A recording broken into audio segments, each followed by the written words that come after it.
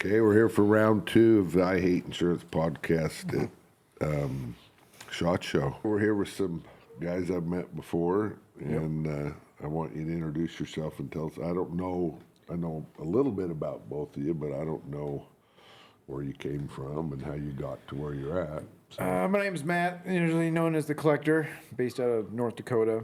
I have a 1,000-acre ranch that I'm turning into a gun range, and I have a gun range in my house and with about 550 guns. Oh. Basically is what. So how long have you lived up there? It's going about since 2012 in this particular house. Before that, I moved there about 2002. So I thought you were in Colorado, but you're in North Dakota. Back and forth. Oh, really? Back and forth. Right. Yep. So what was it like building your own range up there? Still doing it. Still doing it. It's hard work, moving dirt. Right. I think I talk to Brian all the time, try to call Brian for advice, what to do, what not to do, learn from what he's learned from, and everything else. It's not easy work. Right. On forklift, on loaders, on everything. On But are bobcats. you doing that by hand? No. So it's hard work to drive a forklift? It can be when you get beat up a lot. I could do it by hand and probably get done faster because if I swell up, it does happen pretty quick. But Throw your no. back out. Yeah, throw my back out, exactly. Picking up dirt. Going to the restroom, throw my back out. It does happen. Okay. But no, it's tedious. Very so it's tedious. an outdoor range. Yeah, outdoor. But we got the mile long is doing now. We build 2 rows. I had 260 truckloads of road base come in. It's just ongoing. But the weather screwed us up because we got like 5 inches of rain in an hour. Right. So it really messed up the roads. We had to redo everything. A week after we put the road in, that happened. Never fails. So what's your closest neighbor? Do they complain? Closest neighbor right now, he's about 2 miles away. He's a good guy. So I've met him. I made sure I talked to him. But I've got other people that live down the street that's actually going to be helping me. Right. So hang some more stuff. So yeah, it's working out. So you know Philip. Huh? Oh yeah. You know Philip, yeah. So We wrote his range this year. We wrote all his property. He's a partner. So He's got that insurance. yeah. yeah, he's a happy camper now. Before he was potentially in danger zone. So no, we tell us about your coolest gun. What you think your coolest Oh gun man, is? it's like asking me what would I do? What would I do? What's my favorite? If you could have one gun. If I had $1 for every time. My dad's 22. Really? Mm-hmm. And what is it? Just a 22 rifle. It's because it was his. That's why. Right. Yeah. Because all the other stuff is just hard to pick. It's more sentimental than anything else. So that's the only reason. That may be the cabin I bought my wife, or 1911, or mine. Yeah, one of the two. So how long have you guys known each other? Too long. I've been drunk for most of it. Just since I started YouTube, about a year Did and you a half. say you've been drugged for most of it or drunk? Well, for when I'm most of around it? him, I'm usually got to be drunk. So about a year and a half. I'd Not say. an easy guy to deal with. Subconsciously, maybe. Yeah, about a year and a half or so. Since I 2 started years. YouTube. Since Did you meet YouTube. at SHOT Show or not? Where did we meet? Where did we? NRA. NRA show? NRA Houston. Okay. Yep. Yeah, the NRA show. Yep. Yeah, because he started going to all the shows. So, and I go to every single show for the last 12 years. So I'm always at NRA, SHOT, Olympia, Fit LA Expo. Anything fitness related and gun related, I'm usually there Right. for the last decade or so. So And your background is law enforcement. yes, born and raised in Miami, Florida, and went into the Marine Corps in '98. Got out of the Marine Corps after 4 years, and then law enforcement for 15 years, and retired in 2016. Prior to retiring, 2 years prior, I started a company called Real World Tactical. It was a firearms training and a combatives company, and that's when social media was just starting around. Instagram, Facebook had been around for a little bit, but Instagram just started.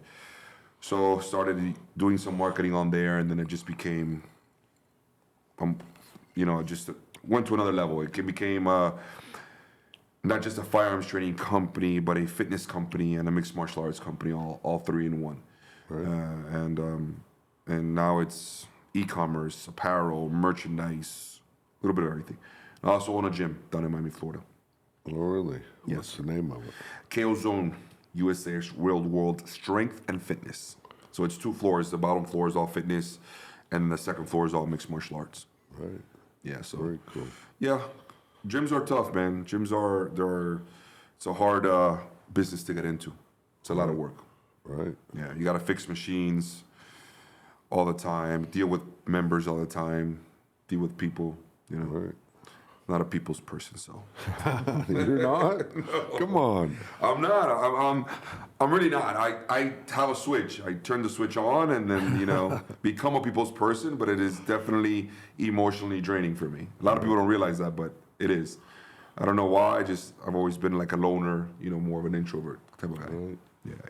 So what do you guys think about, Miami's definitely, the insurance industry comes out with legal hellholes, and they claim Miami's one of them. I write a lot of insurance down there. Well, I know for one, the hurricane is always going to be an issue. The hurricanes in Florida, period. The other one's going to be the flooding. Flooding is a huge issue in Miami. Crime, that's another big ordeal. But I think civilly wise, like civil lawsuits wise, you're just gonna.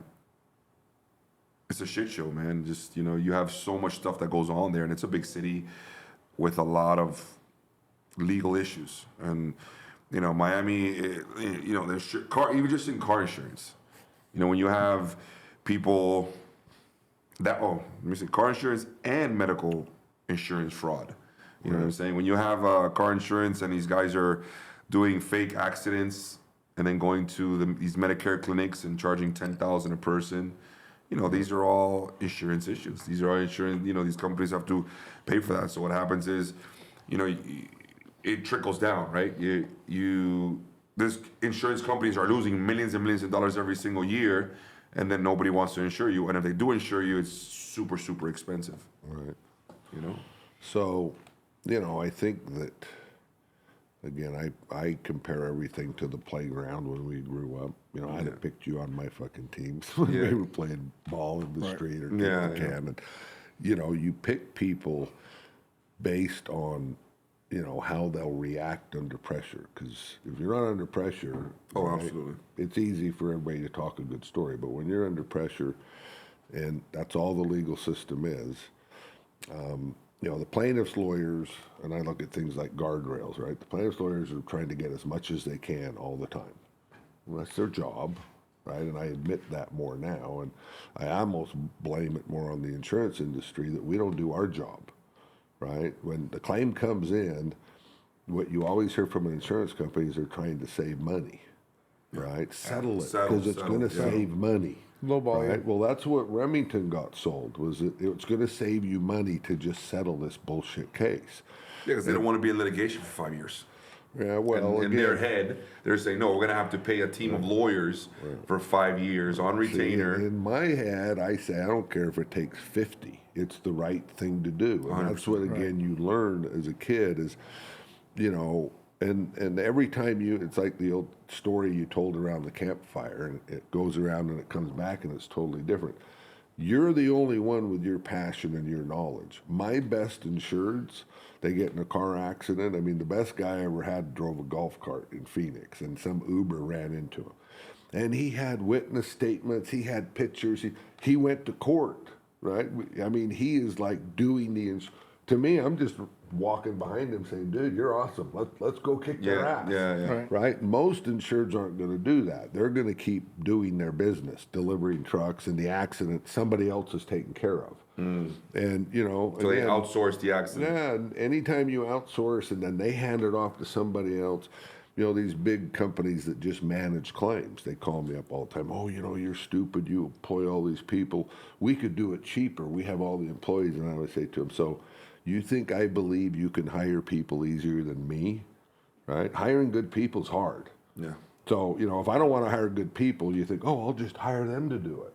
Yeah. Well, that's not going to be any better. Right. They're going to have the same struggles you do, and they they're not really gonna care. don't give a shit. They're not going to care. They're just trying to bill you as much as they can for it. it. And, insurance companies will do stupid shit. Like when I have a claim, I have 4,000 open claims. We do what we have to, right? When they hire me, they say, we want, you don't do what we want. We want you to write us a letter every month. And I'm like, so you want me to pull this file up, write you a letter, even if it just says the same thing as last month? Yep, that's our procedure. And I'm like, okay. So when you hire people to do tasks, that's what they end up doing. So I hate outsourcing, right? I think everybody should do their fucking job. And so in-house lawyers, in-house, we do it all in-house because I can at least fire your fucking ass. Oh, Right? 100%. If it's outsourced, I just go scream at you and I'd have to move 4,000 claims to somebody else. So, Right. it really is a team and a partnership. And I think that's where, again, I think the gun industry as a whole, right? And I've dealt with this in the rafting industry.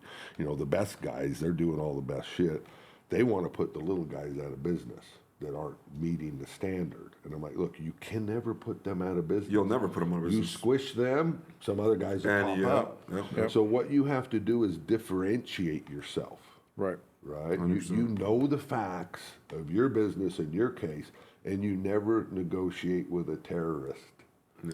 You Right. can't, and that's can't, what yeah. lawyers are if they're making shit up. So my favorite story is when, you get sued, and if you're my insured, I'm managing you, right? Me and you are on the same team, and I tell you, look, I'm going to hire this lawyer, right? And that lawyer's going to tell me to fuck off at some point, and he's going to start telling you to settle the case. Rick's crazy. We shouldn't fight this. We should settle it. I want us to make that decision together. Yeah. And it's always going to cost me more money, right? When I win, I've spent more money. But the rewards of spending more money come down the road, like Remington, right? Now Remington settles that case. Now the rest of the industry Everybody pays. gets to pay Everybody more for pays. that. And Everybody there's going to be pays. an opportunity where we can take that back. But it's got to be the right case with the right facts, and you have to execute, at that important time. And a lot of people aren't that committed to it because they just think, oh, just let the insurance companies handle it.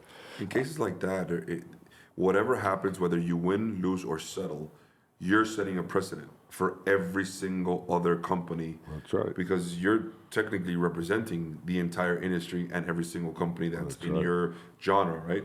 Whether it's a rifle manufacturer, pistol manufacturer, whatever it is, especially in something like that where it's you're affecting humans, right? If it's For a long time, for a very too. long time, and the issue that I see here is it's almost like you're just giving up, right? And then you're giving up if you're the person that is put in a position to set a precedence for whatever it is.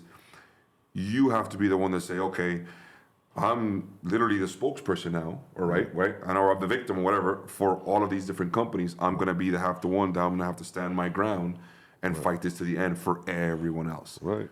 right? And then at that point, most people don't want to do that because they don't want to be either the guinea pig or they don't want Well, but again, that has to do with the team. Right? Yeah, of course, yeah. I mean, 40 years ago, I hadn't won any lawsuits. Then I won the California Supreme Court release form case, and that's what really I was Put like, you on holy the shit, I was right, and all these smarter people were wrong, and I knew right then the whole thing was like Chicken Little, the sky is falling, legal hellholes, you can't win, nuclear verdicts, and if you hear insurance companies talk about how they never make any money, that's their problem, right? They're supposed to be smart enough, and again, assault and battery, right?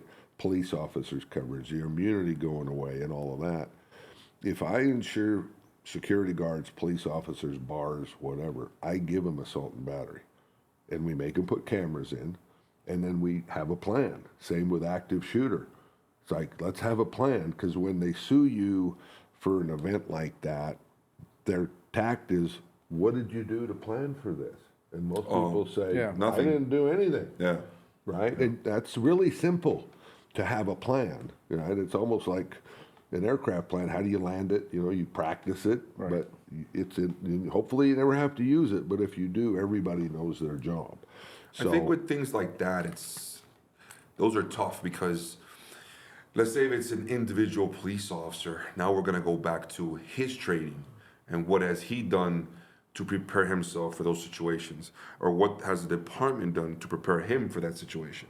So, for example, he kills someone trying to kill other people. Now the department is going to represent him, or he's going to have a PBA rep, or whatever union is going to Well, it represent him. depends what they decide. If they decide he didn't follow his training, they're Yeah. throwing him under the Oh, bus. 100%, yeah. So what will happen is, being there, talking from experience, the moment the thing happens, you're going to automatically, you make a phone call, and then they bring you a union rep, right? That has to happen no matter what, right? At that point, the state attorney gets on scene of whatever happened, and they make a preliminary determination of whether it was justified or unjustified. Not whether they're going to defend you or not. Correct. Yeah. Whether they're gonna say, okay, this is a good shooting. Right. You're gonna be okay. You're gonna be fine. Or they'll say something into the effect of like, this is wishy-washy. Get your lawyer. Right. Right. So that the department at that point, the guy who's gonna help you is gonna be your PBA rep, which is sucks to say this, but probably a very inexperienced lawyer to deal with something to that effect, right? And 99% of the time, it is classified under immunity, meaning there were no bad intentions done,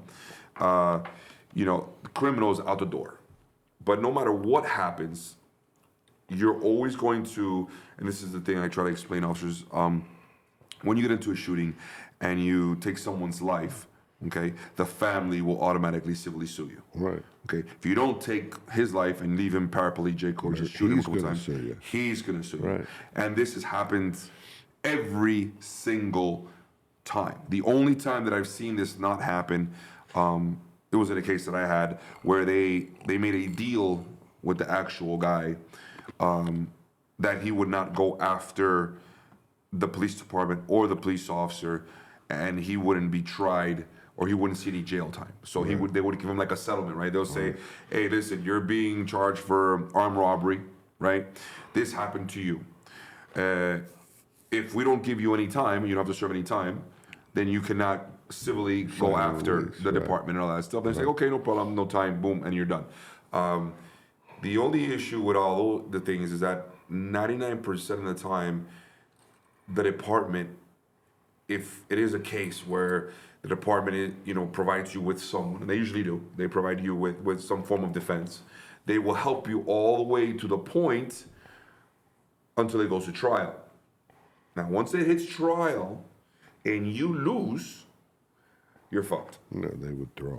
Yes, correct. They withdraw at that point, and then let's say the person is suing you for, I don't know, $500,000. Now you're gonna have to pay that as a human, I guess, civilly, that person. Right. And that's why they always try to settle before it gets there. Okay, like I had a case that it lasted 5 years. It was a civil lawsuit. It was a SWAT operation that I had. It lasted 5 years over my head. The guy changed lawyers 3 times. Right. I had to go to 3 different depots for this particular case. Right. And it looked like it possibly might have gone to trial, and the guy ended up settling for like $30,000. Right. But that was after 5 years of back and forth. Right. And the people have no idea how much stress that puts on a person. See, so one of the things I train, and I do truck drivers, we had this truck, the fuel truck that rolled over in Miami, across the barrier and killed people, and that was one of my trucks. Yeah. So again, we go at it, right? And same police officer shooting, truck accident, whatever. If it's your fault, then you should be going to them and negotiating with them directly, right? When you're charging them with a crime, obviously that gives you that opportunity. Yeah, of course. But if there's no crime, you ran into somebody, you can pick up the phone and call them and say, look, I'm at fault, 100%. I want to take care of it. Just let me know. Or you say, it was kind of both our fault, but I think we should be able to work this out. And I compare it to divorces. I've been divorced 3 times. So lawyers love stupid divorces because they get rich, right? Now it's not about your money. They're making money about back and forth. They charge you $500 an hour. Right. So again, a bad lawsuit where people, they wouldn't settle if you offered it to them because they think you can get more. Like your ex-wife is like, well, if you're offering me that, I know I can get more. I can double that. Right. So, and you just deal with people on a person-to-person basis. And, again, we have helicopter ski desks with doctors from New York, and we got to ship the body home. So I tell the owner of the business, you got to call them, right? We didn't do anything wrong. We'll share our experts with you. We'll give you all the information, the coroner's report, everything.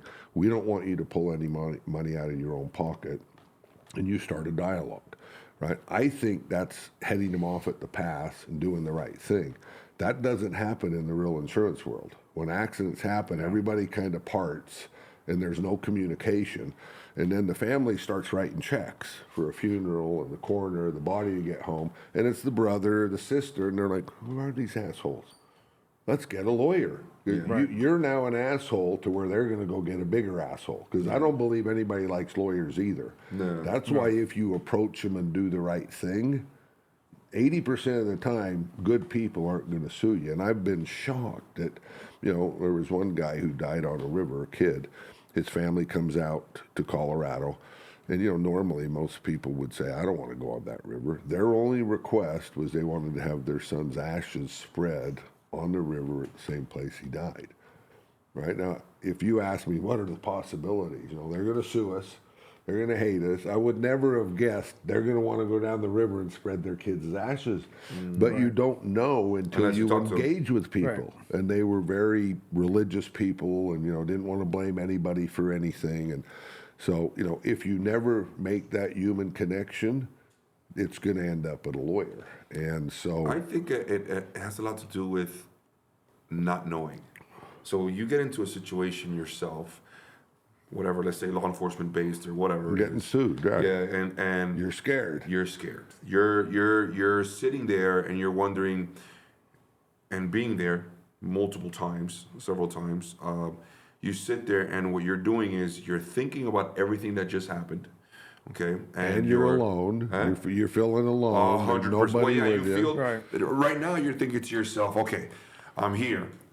This has just happened, and you're replaying this situation over and over in your head, and you're trying to cover every single basis, every single law that you could have possibly broken, or every single procedure, right? Guideline, police departmental that you could have, that they're going to try to get you, right? So at that point, you're in fear, saying, okay, did I do everything right? Because if I didn't do everything right, I'm going to lose my career, my job, possibly civilly sued, possibly go to jail. Right. So all these things go through your brain as you're sitting there by yourself in a car waiting for your lawyer to get there or your representative to get there. Now, and I'm going to switch it on you real quick here.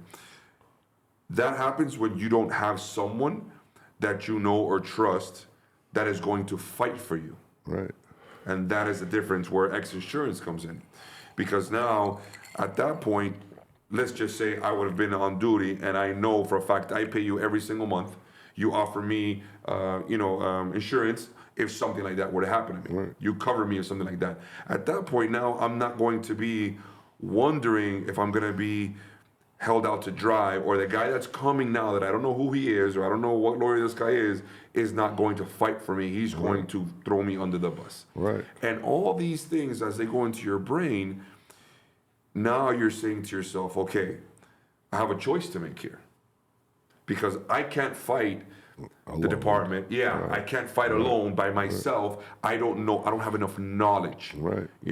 But if I would have put myself back in a situation of some of the shootings or things that I have been in, and I would have had like a company like X-Insurance where I knew no matter what happened, whether it was right, wrong, or in between somewhere there, or we can find some kind of thing, it puts an ease in your brain because now you're saying to yourself, at least I know that the guy that's coming to represent me or the guy that I'm going to be calling is going to be on my side 100% and is going to fight for me regardless if I'm at fault, in the middle, or not at fault. Right. And that is, I think, the biggest thing that is missing in the law enforcement community, department-wise and just generally police officer-wise. Right. Because there's nothing out there that exists like that. Because every single department is pretty much has a union. They have, you know, wherever that city is or that county, they have a union.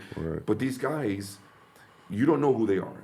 You know, you don't know, and you pay them every month, obviously. Well, you and give we them- went, Brian and I went to the biggest union in LA, and, you know, a bunch of lawyers around there, and they collect $25 from like 400,000 Yeah. cops around Yeah, the that's how you country. do it. And when this whole immunity thing was going away, you know, they wanted to buy insurance. And I'm like, well, you guys have money, you collect all this money from these guys, why would you want to buy insurance? And so again, they're trying to, you know, when an officer gets in trouble, they try and force the city or the county that they work for to defend them. When they throw them under the bus, then they have their backup lawyers. And I'm sitting there and I'm thinking, well, you know, who do you guys hire? Who do you use? Oh, I'm the lawyer. And you know, I do that with trucking companies and everything. And you know, I got nothing against the trucking company lawyer, but I know he's not the best fucking lawyer. 100%. When I got arrested in Chicago, I wanted the best fucking lawyer. You don't get the best fucking lawyer going out and shopping. No, Right, and negotiating with them. You go find the best one, and I never ask them their rate. That's one of my tricks. Once I ask them their rate, then the game's over. Yeah. Right. I just want to win, and you know, some of them charge $1,200 an hour, some charge $800 an hour. But when the final bill comes, and they know they want more work from me, they give it the old, you know, was Rick going to be happy with this? Yeah, And so it's about performance and the way we perform. And, you know, cops are obviously under more pressure and more scrutiny now than anybody. But, you know, I deal with big trucking companies and they got 1,200 drivers. You know, accident, it's not the driver's fault. They tested me, test positive. So now, you know, they're coming after you. Oh, yeah. And so, you know, I tell the driver, I'm like, look, you know, and most companies just fire him.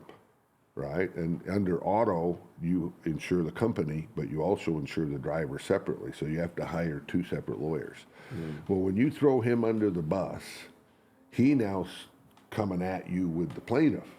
Right, he's going to say, "Oh, they made me drive more hours. I told them the brakes were worn out. You know, the tail light." Oh, yeah, out. you're going to come with a list of all the things you told them they should have done and they didn't do. So you got to, you know, I tell you, we manage this, right? You got to fire the driver, but we hire him a criminal lawyer. And it's like, you know, it's like if your kid ended up DUI or whatever, Yeah. you're not going to like solve it for him, but you're going to support him. It's like, you dumbass. You know, now we got to get through this. Yeah. But, you know, you don't throw a driver under the bus that's going to come back at you. And so I deal with a lot of, you know, Russian drivers and the ethnic people who have moved here now. They're fucking scared as shit, right? They're just, and the lawyer's poking at them. They don't know the deal. So I tell everybody, look, it's my job is like I'm a mountain guide, right? And we're going to Mount Everest. And as you are doing a trip, you know, if you're with a good guide, as you're doing it, you get more confident. Yeah. You're like, oh, I like this guy. He knows what he's doing. Or As you're going up the mountain, you're like, I don't know, this fucker don't seem to be like he knows what he's doing. It's getting more dangerous by the second. We've almost died twice already. So, That's how I feel when I'm in the car with Jonathan Turnbull. yeah, don't let him drive. Constant, don't let him drive. Been in the car with him 10 minutes, you almost died 3 times. Yep. That's But true. you can make people stronger by having a good team, right? It's just, again, like being on the Super Bowl, being on the 1 yard line. When that team has their go-to play, they're almost unstoppable. Yeah.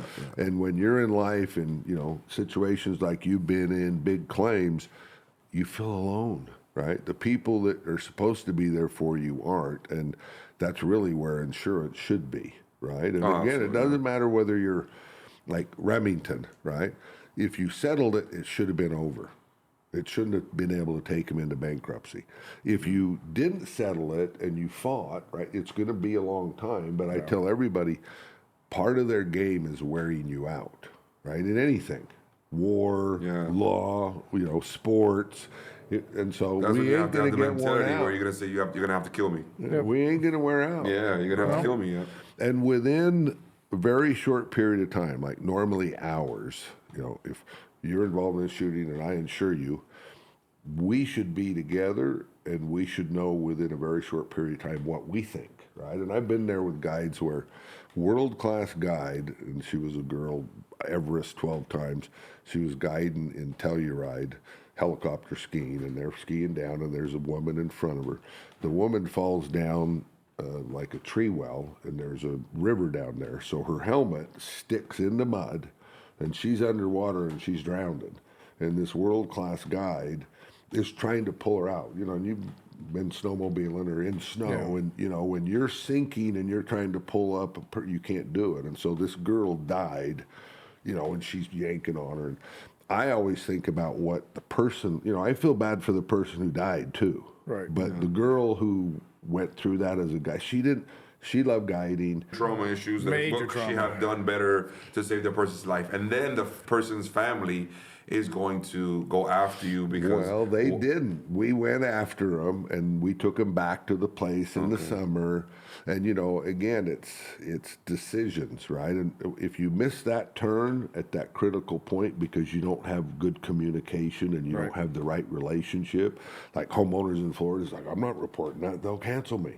Oh yeah, absolutely. People say, well, it was a good shooting. Why would I report it? Because you live in fucking America, and we should have a plan, and you should buy insurance from somebody you can be honest with. If you can't be honest with your insurance company and report the stuff, if you're having to clean it up or polish the turd, you got shitty insurance. Oh, 100%. So, or a shitty lawyer. Well, before you get to the insurance.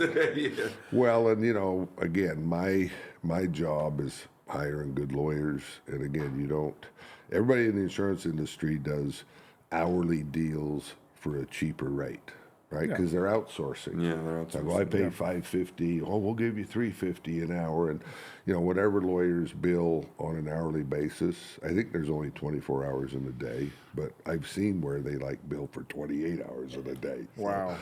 and that's again, outsourcing. You're just giving people the opportunity to underperform. To screw you over, pretty much. So, I think that's one of the biggest factors at the end of the day where, there's accountability there. You know what I'm saying? When you outsource something, there's no accountability. right. Because at the end of the day, it's not you dealing with those people. It's going to be their people dealing with those people. And then you don't know what that person's going to say or what, is he saying, oh, let's save money or let's fight this thing or whatever.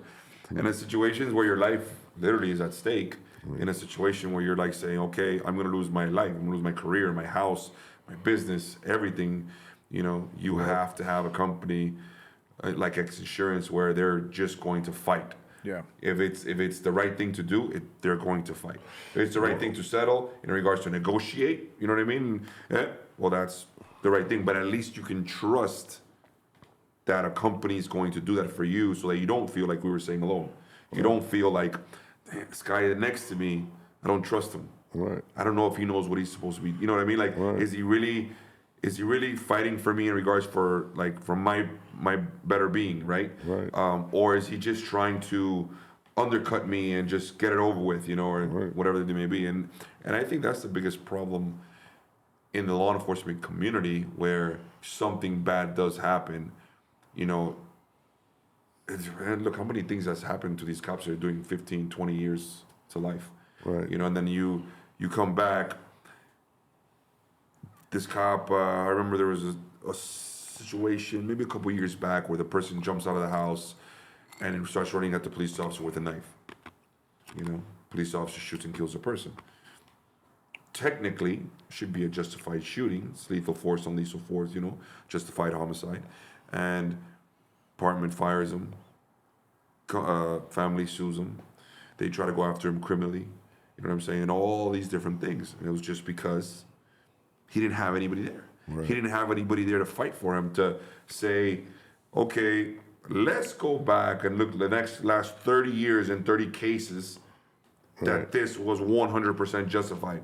Right. And it's literally a black and white case. It really is. But if you're in a situation where the media gets you and they twist it and they do this, because that's what the media does 99.9% of the time, they take out all the facts. The best case, and we went hunting with Kyle Rittenhouse, and I was AWR Hawkins, he said, I'd like to meet that kid. Yeah. Right? Because I was shocked that he didn't take a deal. Yeah.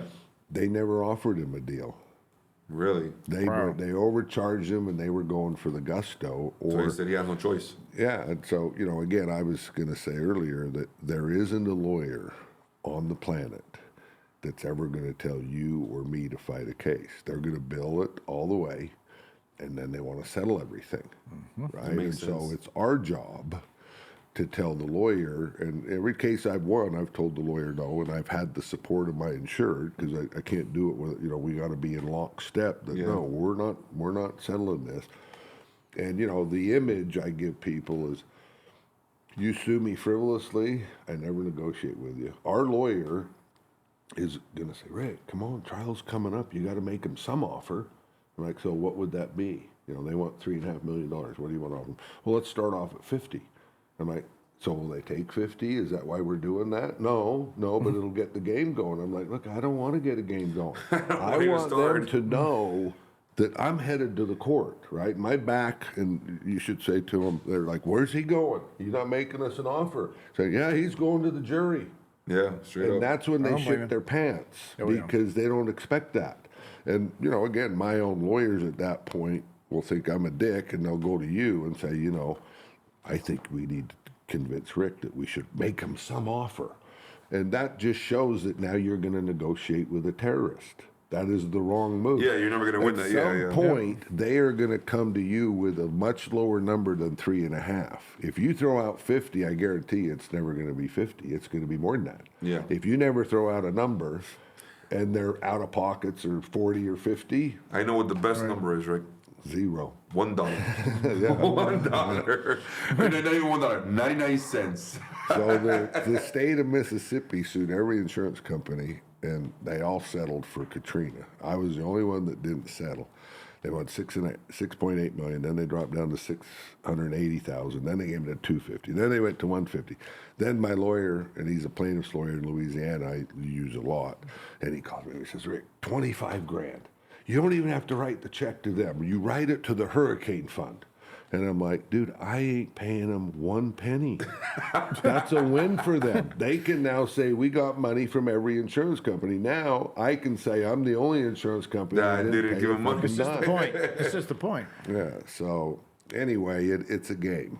And it's scary. Yeah. And when you only, get involved in it every once in a while, the people who get involved in it more like bigger trucking companies, they kind of become more accustomed to it like I do. Yeah. But, again, what I do in the rafting community, I had one rafting guy, he was the best rafting guide in Colorado. He had 3 deaths in 1 year.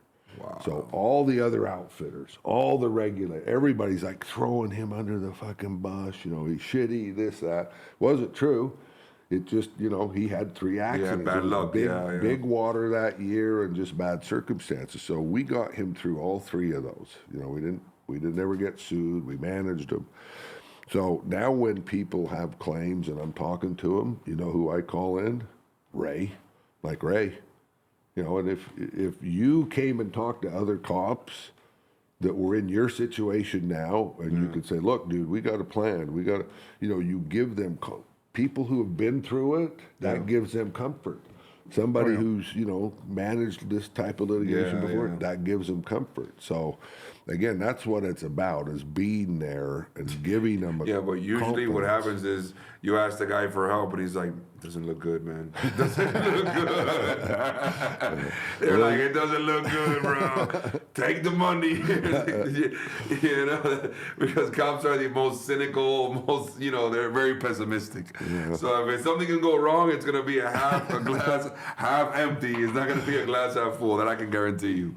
Well, all we want is better outcomes. We don't want the worst possible outcome. No, I think, honestly, it's just a matter of having someone that you trust behind you. Right. If you can, and like I said, if you get someone where whatever happens, at least that person's got your back. Right. Right. That insurance company, you're like, yo, these guys are the best. And I know no matter what happens, that alone just gives you the confidence to say, okay, let's see what we can do. I'm not gonna give up. I'm not gonna just I'm not gonna let settle out. I'm gonna fight So it. we offer police officers, gun owners, everybody, personal liability policy that covers you work, home, and play.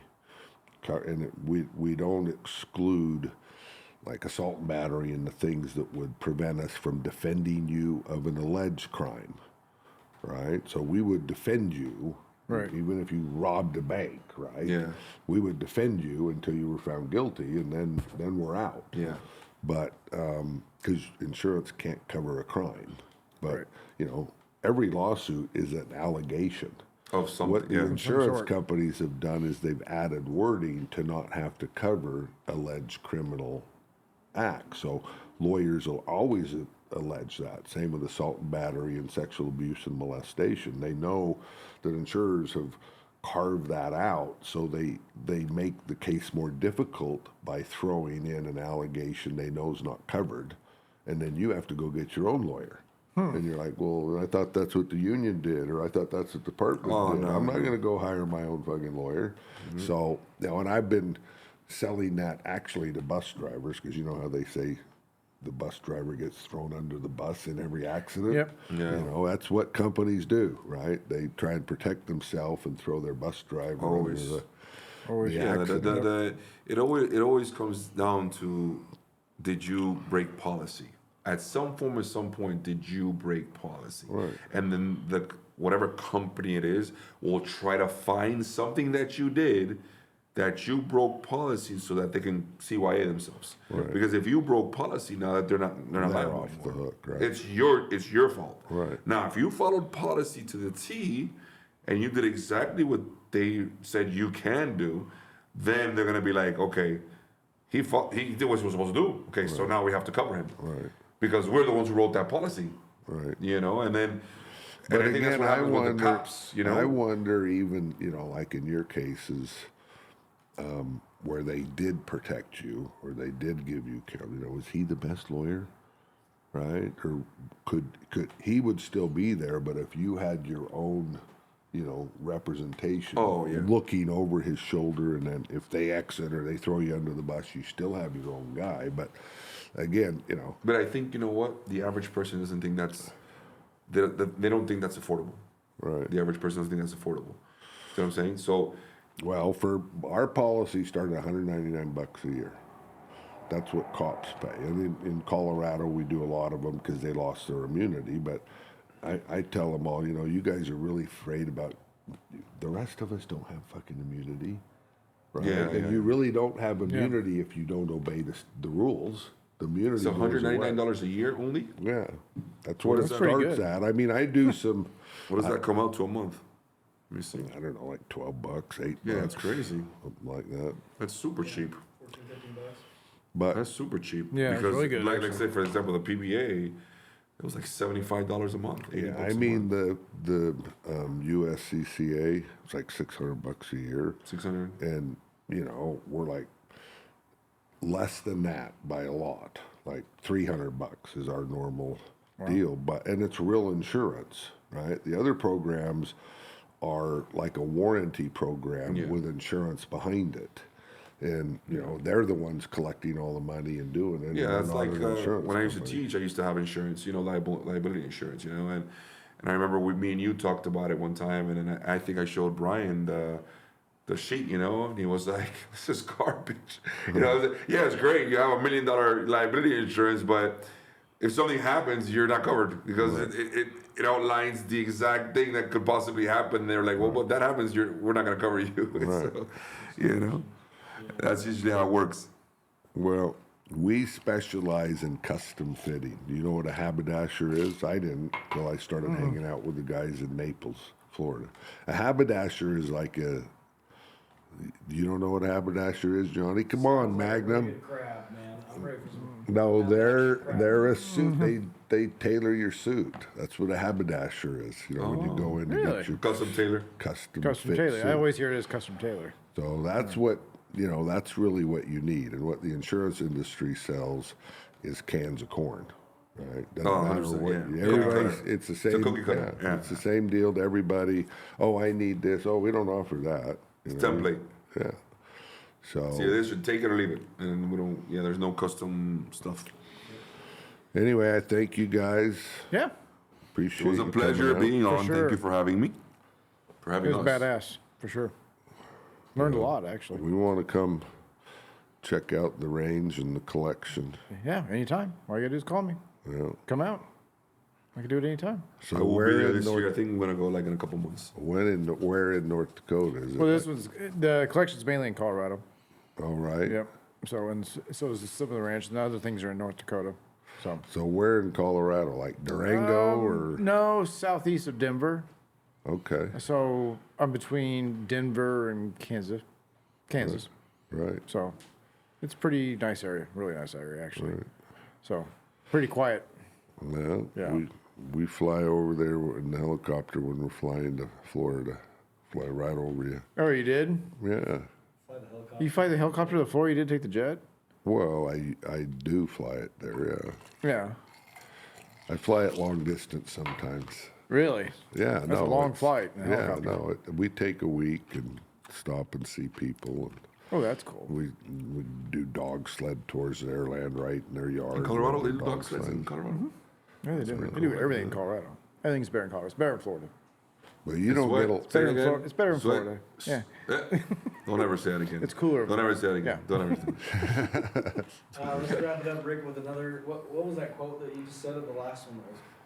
we don't sell insurance. We form partnerships. What was